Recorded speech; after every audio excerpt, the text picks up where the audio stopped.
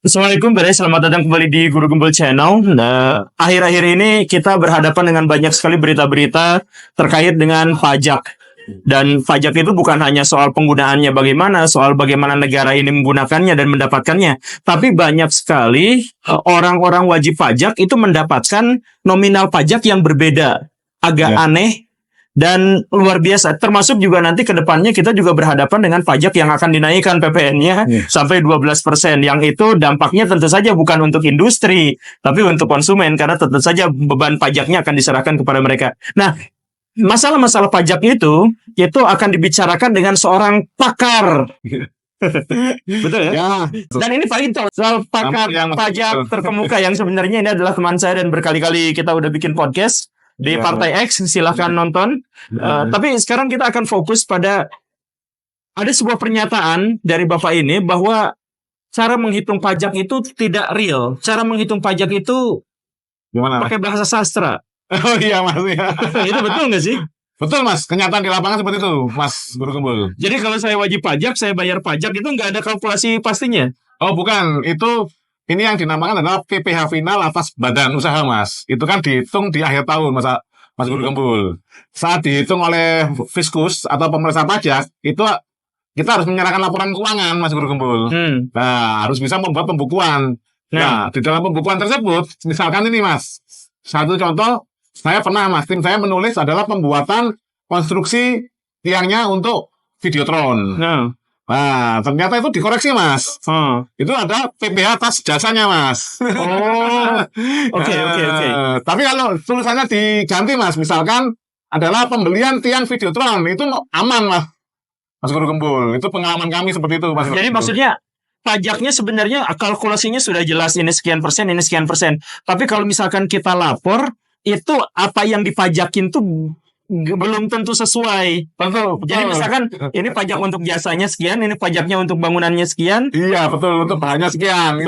Ya. Jadi bisa aja kita tuh sebenarnya tuh buka layanan tuh yang berhubungan dengan bangunan, harusnya pajaknya bangunan, tapi bisa aja jadi jasa gitu. Begitu sebaliknya. Betul Mas Guru Gembul. Dan itulah yang akhirnya menyebabkan banyak sekali pengusaha-pengusaha di Indonesia yang dikacaukan usahanya, dihabisi usahanya gara-gara permainan dari orang-orang pajak. Iya, karena tidak ada edukasi. Kurangnya edukasi dari Dirjen Pajak, Mas Guru Gembul. Dirjen Pajak yang bermasalah ini berarti? Bukan?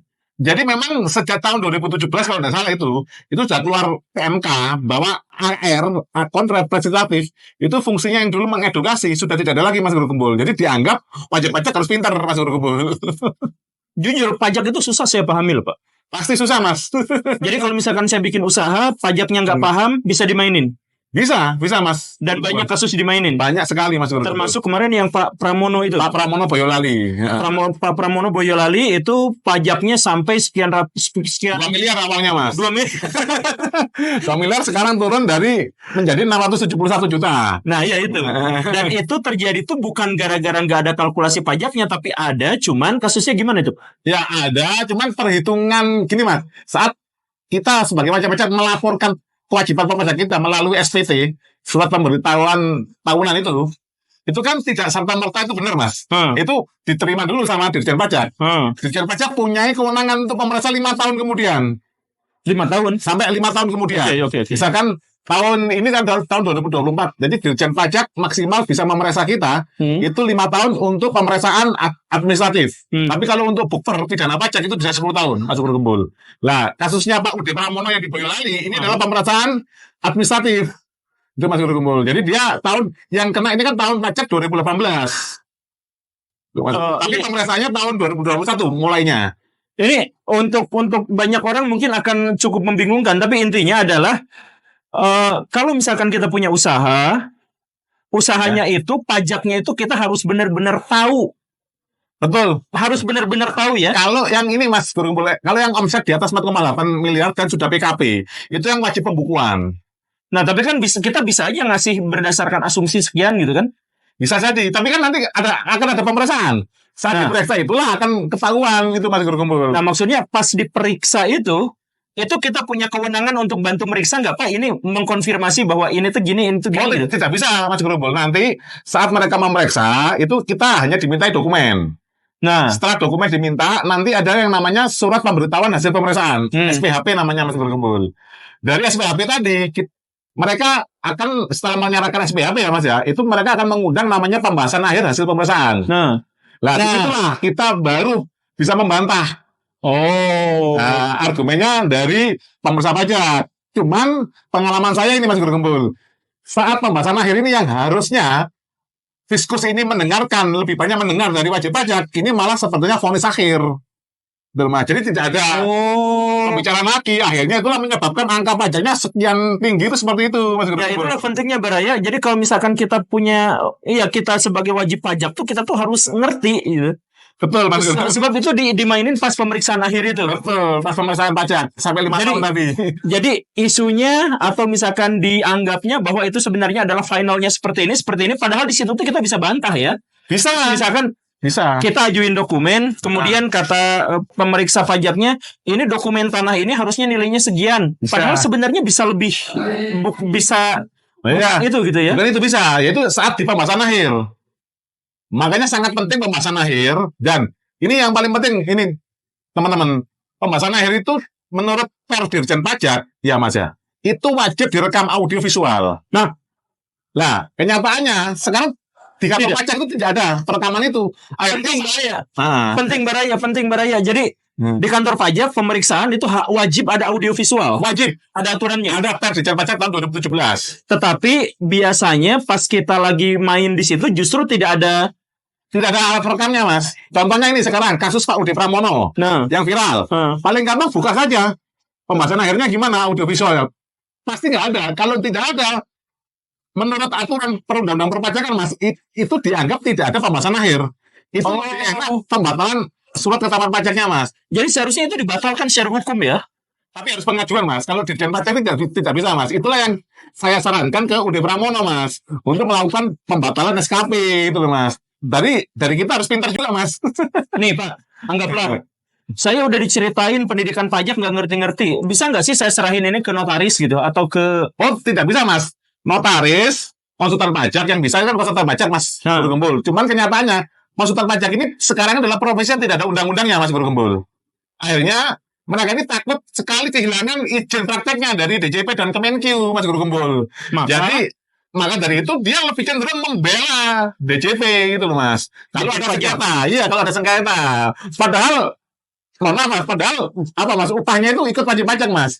Cuman di lapangan membela.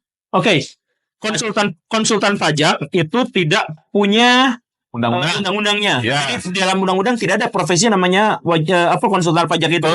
Tapi ketika kita membutuhkannya kita bayar ke dia. Betul. Nah, tapi dia karena dia tidak punya undang-undang, maka dia takut dicabut lisensinya atau izinnya. Maka dia akan berpihak pada Dirjen Pajak. Betul. Maka ketika ada pemeriksaan, ada sengketa di mana kita bersengketa dengan orang yang meminta kita pajak. Betul, Mas. Maka konsultan pajak yang kita bayar itu justru akan memihak pada mereka. Betul. Lah kok kesel, Pak? Bagaimana ini? Itu yang terjadi, Mas Guru Gembul. Itu yang terjadi bagi wajib pajak sekarang sangat berat perjuangannya, Mas Guru Gembul. Sekarang gini aja, Mas. Contohnya kasus Udi Pramono kan sudah viral nih. Banyak menteri datang ke sana, Mas. Terus banyak pejabat, ombudsman juga baru datang ke sana. Ikatan Konsultan Pajak Indonesia belum datang ke sana loh, Mas. Saya, Ikatan Wajib Pajak Indonesia, sudah berkirim tim saya ke sana, Mas Guru Gembul. Dan sudah kita kasih advokasi, termasuk salah satunya adalah permohonan pembatalan surat ketetapan pajak. Karena tidak ada rekaman. Nggak ada rekaman. Nah, ini advokat pajak, Baraya. Ini yang ngurusin orang-orang yang dizolimi oleh pajak gitu ya. Iya, Mas Guru Gembul. Jadi silakan nonton di Partai X. Orangnya KPI. Itu Ikatan Wajib Pajak Indonesia. Kan wajib pajak Indonesia. Cuman kalau misalkan ya, kalau memang begitu rumitnya masalah pajak ini dengan kalkulasi yang sebenarnya jelas tetapi bisa dibahasa sastrakan sehingga menjadi sangat abstrak, itu pengusaha-pengusaha Indonesia bisa susah untuk berkembang ya. Betul, Mas Guru Gembul. Makanya biasanya, Mas ya, mohon maaf aja, ini kebanyakan yang terjadi konsultan pajak ini malah bernegosiasi dengan Fiskus itu, Mas Guru Gembul. Makanya ada Rafael uangnya segitu banyak, Mas Guru Gembul. Itu kan kemarin belum lengkap itu kemarin. Ya mobilnya nggak ketemu. Siapa ya? Sebenarnya itu, Mas Guru itu Gembul. gara-gara yang jadi Pak Rafael Alun pada waktu itu kerjanya apa? Konsultan pajak kan? Pak Rafael adalah Mas, pejabat pajak. Dia eselon 3. Dia adalah kepala bagian umum di Kanwil Jakarta Barat kalau nggak salah, Mas Guru Gembul. Ya. Cuman dia istrinya dia bukakan usaha konsultan pajak. Oh. Jadi nanti istrinya yang dapat WP wajib pajak, nanti negosiasinya yang ngedilkan nanti si Pak Rafael. Padahal sebenarnya orangnya itu aja. Iya, Cuman seperti itu, ya Mas. biar petugas pajak dengan konsultan pajak itu tidak menyatu dan akhirnya nanti memunculkan polemik hukum. Bisa pinter ya. Nah, ini sebagai catatan Mas Gerumbul, ini saya menyoroti kerumitan aturan perpajakan ini kalau kita lihat adalah sejak amandemen atau perubahan ketiga Undang-Undang Ketentuan Umum Perpajakan KUP Kok jauh, Pak? tahun 2007 Mas Gerumbul. Iya, itu kok jauh. Perubahan ketiga. Permainan pajak itu dimulainya gara-gara itu. Dimulainya dari tahun 2007. Ah. Itu sebelumnya itu undang-undang aslinya KUP ini ya, itu kan Undang-Undang Nomor 6 tahun 1983 Mas Gerumbul. Itu sudah direvisi ke satu dan kedua. Nah, yang ke satu dan kedua itu tidak ada frase peraturan Menteri Keuangan. Di revisi ketiga ini tahun 2007, zamannya Pak SBY dan menterinya Bu Sri Mulyani, itu memasukkan kata diatur dalam peraturan Menteri Keuangan ada 43 frase Mas Gerumbul. Oh, jadi itu semuanya diatur sama Menteri Keuangan. Iya, akhirnya kan kalau Menteri Keuangannya membuat peraturan tiap hari pun tidak berkonsultasi lagi ke DPR. Gimana Mas nasib pajak-pajak? Makanya Mas Gerumbul pasti bingung terus Mas. Karena peraturannya memang ganti-ganti terus Mas Gerumbul. Kan biasanya kalau ada peraturan-peraturan yang berhubungan dengan hajat hidup orang banyak itu diputuskannya sama DPR. Betul. Masanya di tahun 2007 tadi sudah ada frase beberapa itu diatur di peraturan Menteri Keuangan detailnya. Nah, kan kalau bikin peraturan itu kan bukan eksekutif. Eksekutif itu yang menjalankan peraturan kan? Nah, makanya dia siapkan itu di situ Mas Gerumbul. Sudah disiapkan, diatur detailnya di peraturan Menteri Keuangan. Itu ada 43 frase 2007. Sampai sekarang sudah perubahan ke-7 Undang-Undang KUP. Itu sudah total 48 frase peraturan Menteri Keuangan. Itulah menyebabkan lemah sekali wajib pajak Mas Gerumbul. Ya, karena sepihak ya berarti peraturannya itu ya. Betul Mas. Apalagi nanti kalau kita bersengketa di pengadilan pajak. Itu nanti hakimnya adalah hakim di pengadilan pajak. Yang lembaganya tadi pengadilan pajak di bawahnya Kemenq. Ya, itu teman-temannya juga kan. Jadi kalau kita bersengketa dengan misalkan urusan pajak gitu. Betul Mas Gerumbul. Nah, pengadilan di bawah Kemenq. Betul. Yang bikin peraturannya Kemenq. Betul. Kemudian konsultan pajak apa semuanya itu dilindungi oleh peraturan Kemenq. Betul. Lah, nah itu benar-benar sepihak ya.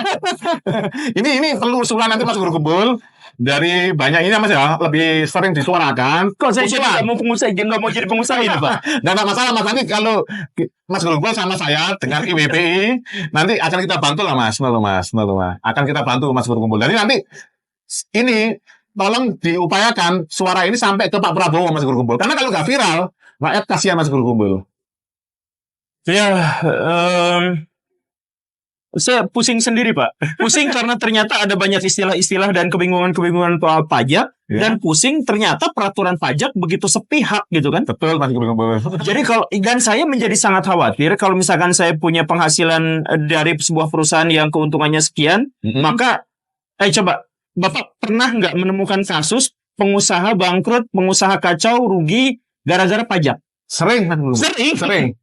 Ini yang lagi ke saya nih Mas, sesama pengusaha ini Mas Boyolali Mas Gerumbul. Itu kalau diminta ini Mas ya, tagihan pajaknya, itu sudah hampir habis Mas asetnya. Plus rumahnya loh Mas. Nah, bukan hanya aset, uang Mas, sampai rumahnya Mas Gerumbul. Kok gitu? Itu yang realnya terjadi Mas, karena ketidaktahuan ini wajib pajak karena sudah buka PKP ini kasusnya aja. Jadi dia tidak melaporkan PPN, tidak ada edukasi dari Fiskus, gitu Mas Gerumbul. Itu ancamannya bisa ini Mas, bisa habis semua hartanya Mas.